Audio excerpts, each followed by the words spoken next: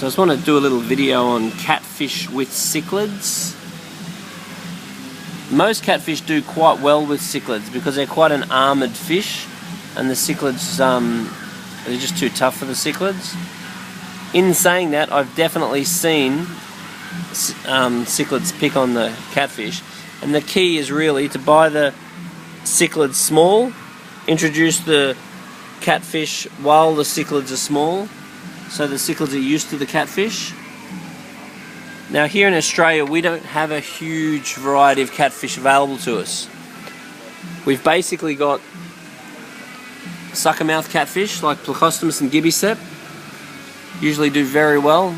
This guy's obviously had his tail nipped off. That was before it went in this tank, mind you. Then we've got other ones like Synodontis. Ones like the black shark. It's the black shark, he's hiding behind that sign.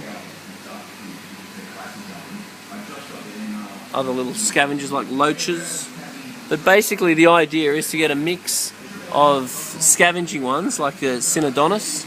And the Synodontis basically goes around and eats all the waste from the fish. Eats all the fish poo and stuff. And then the suckermouth catfish like the Plecostomus, they've got the sucker mouths, not the tentacles of sucker mouths. They're there for eating the algae. Then things like your black shark, which is basically a scavenger that will eat a bit of algae. But once again, the key is add the catfish while the cichlids are small. Allow the cichlids to get familiar with them and get used to them. If you've got a tank full of large cichlids that have never seen catfish before and you put the catfish in, I certainly have seen the cichlids go after the catfish. But more often than not, they're okay. The other thing is if you put in some fairly low-lying caves that the catfish can get underneath and get out of the attention of the cichlid.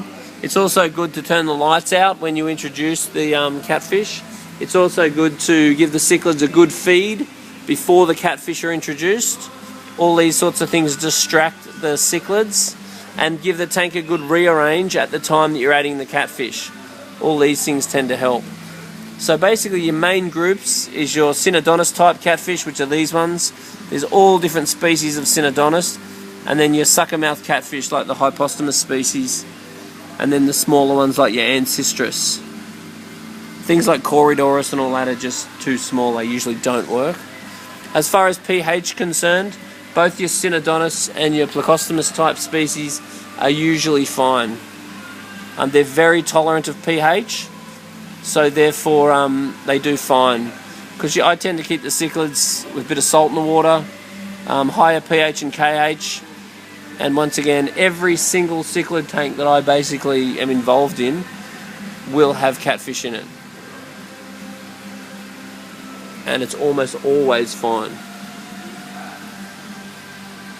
Now there's some very rare species of catfish around that you pay massive money for. Assuming you've got the really rare ones, you'd be pretty wise not to put them in with cichlids just in case. The common ones like these, go for it.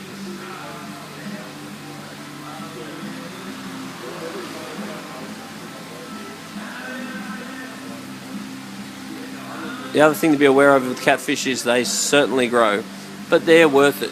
Because I mean, as you can see, this guy here, he's just going around cleaning all of the algae off the glass.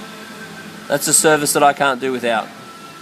Definitely not in a cichlid tank which is full of waste, because the amount of fish you put in a cichlid tank means there's usually a lot of waste in the tank. So having something in there to eat all of the fish poo and eat all the algae on the glass, I think is invaluable.